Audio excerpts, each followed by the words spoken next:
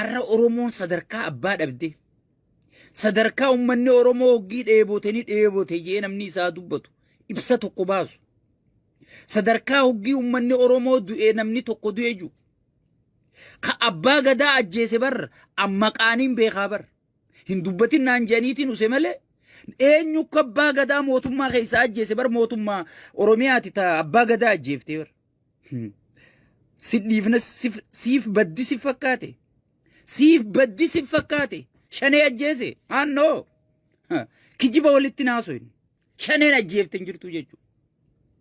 abbaa gadaa to'annaa jala olee eega abbaa gadaa to'annaa jala oole booda namni ajjeese mootummaa Oromiyaa keessa jira jechuudha sigale ana khalikki sitti mujiru ana khabbutaati khalikki sitti mujiru sigale no akkanaa wajji deemuun hin danda'amtu biyya bar abbaa isaaye sifaat naggaa abbaa isaayeetiin jaami sifaat naggaatii fi wayyaanonni akka Ibrahim Balaayifaan kagartee Oromoo duguggachuu ture ka Afrikaa guutuu fixuu ture keessatti qabamanii seera dhiyaatanii abbaa gadaa eega to'annaa jala oole nama ajjeesee jira bar shaneen ajjeefte hin jirtu abbaa gadaa tanarratti abadan an sheekaa butaa wanni kana jaamu hin jirtu yaa hatticha shaneen ajjeefte hin jirtu amma kaleessa hoggii isaan OBN gubbaa uummatarra baacan hattoota dhabamsiisuuf yaana kira sassaabdota dhabamsiisuuf yaana hattuu dhabamsiisa yaa hattuu dhabamsiisa mee hattuu dhabamsiisa naa himi hattuu dhabamsiisa siit dhabamuutaa sigale siit dhabamuutaa hattuu dhabamsiiftu hin jirtu jechuudha uummatarra baacuun dhiiga ummataatiin ichi dhuftanii suufa uffattanii farshoo fi cooma jalaa kaatanii ummatarra baacuun abadan hin danda'amtu jechuudha ummata keenyarra baacuun ummata Oromoorra baacuun hin danda'amtu jechuudha yaa hattoota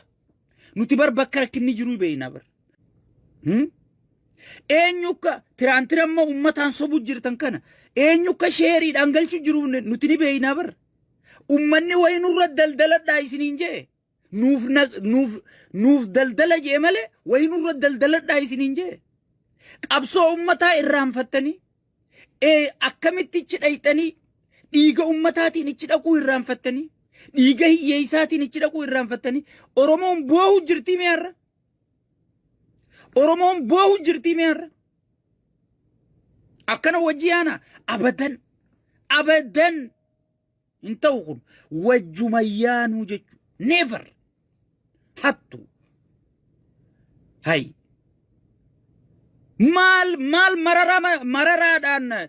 وياني وجد لغا جنيف سببنا حتو ورموتو من دا تباسو تبر وياني انفورميشن خنو تري تخيطة مرتي بيابو تري بر أبييتو باسبور الراغوري ملي حتو تزيناغن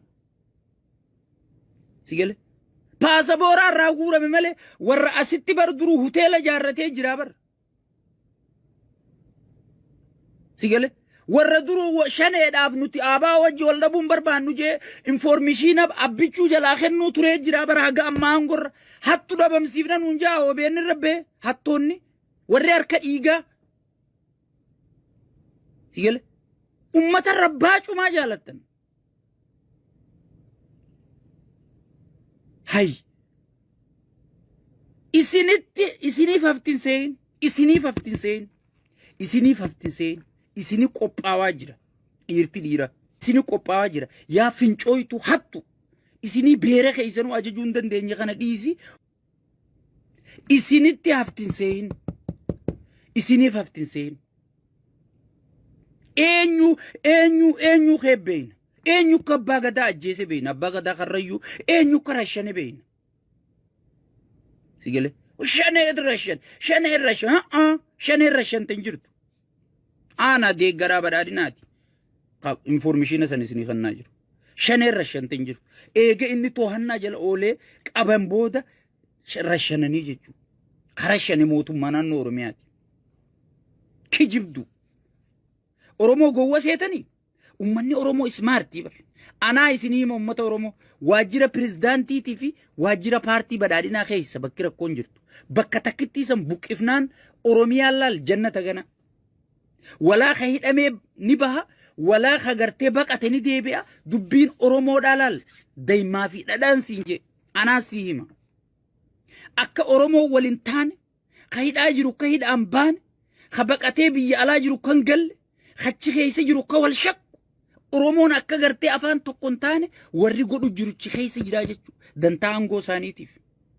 Tiraantira arra hiru jiran jaan kana eenyu? Sheeringii eenyu keessaa qaba siifiin himuutaa.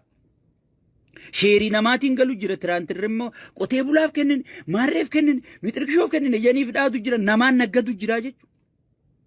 Si gale? Namaan naggatu jira jechuudha. Durbichoodha arra wali kaatee biddaaf jedhee walitti kaatee. Badaajar Solomon Rumo, Walanya tu jarri dokumo,